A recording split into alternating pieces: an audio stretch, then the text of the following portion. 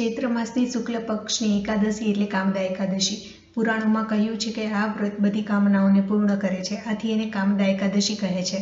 કામદા એકાદશીની વ્રત કથા. પહેલાના સમયમાં ભોગવતી નામની નગરીમાં પુંડરીક નામનો નાગરાજા રાજ્ય કરતો હતો.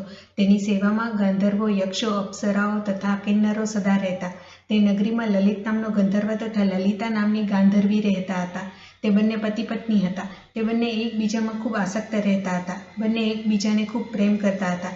એક વખત પુંડરીક નામની સભામાં લલિત ગીત ગાતો હતો. અચાનક તેને લલિતા યાદ આવી, તેથી તેને ગાયનમાં ભૂલો થવા લાગી.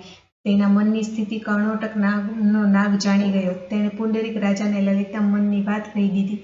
આ સાંભળી લલિત ઉપર પુંડરીક રાજા ગુસ્સે થયા. તેમણે તત્કાળ લલિતને શ્રાપ આપતા કહ્યું કે હે પાપાત્મા, હે કામી, તું તત્કાળ રાક્ષસ બની જા.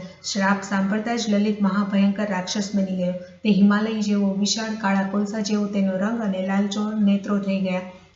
તેને જોઈને ભલભલા ડરી જતા. આ જોઈ લલિતાને ખૂબ દુઃખ થયું. તે રાત દિવસ પતિના પાછા મૂળ સ્વરૂપમાં લાવવાના વિચાર સાથે લલિતની પાછળ પાછળ ફરવા લાગી. લલિત રાક્ષસ સામે જે મળે તેને ખાઈને પેટનો ખાડો પૂરતો હતો. આમ ને આમ બંને ફરતા ફરતા વિંધ્યાચળ પર્વત ઉપર પહોંચી ગયા. ત્યાં તેમણે ઋષ્યશૃંગ ઋષિ મુનિનો આશ્રમ જોયો. ત્યાં જઈને તેમણે મુનિને ભાવથી પ્રણામ કર્યા, પોતાનું વિતક કહ્યું. આ સાંભળી દયાના સાગર એવા ઋષ્યશૃંગ મુનિએ તે બંનેને ચૈત્ર સુદ 11 જે કામદા એકાદશીથી ઓળખાય છે એનું વ્રત કરવા કહ્યું.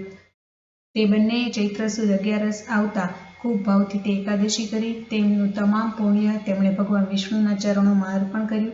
જેના પુણ્ય પ્રતાપે જ તે લલિતનું સ્વરૂપ પહેલાં હતું તે કરતાં પણ વધુ દિવ્ય થઈ ગયું. લલિતા પણ ઇન્દ્રાણીની જેમ શોભવા લાગી. આ પછી તેઓ પાછા ભોગવતી નામની નગરીમાં આવ્યા. તેમને જોઈ પુંડરીક રાજા ખૂબ ખુશ થઈ ગયો. તેણે સર્વ વૃત્તાંત કહી પોતાની વાત સંભળાવી.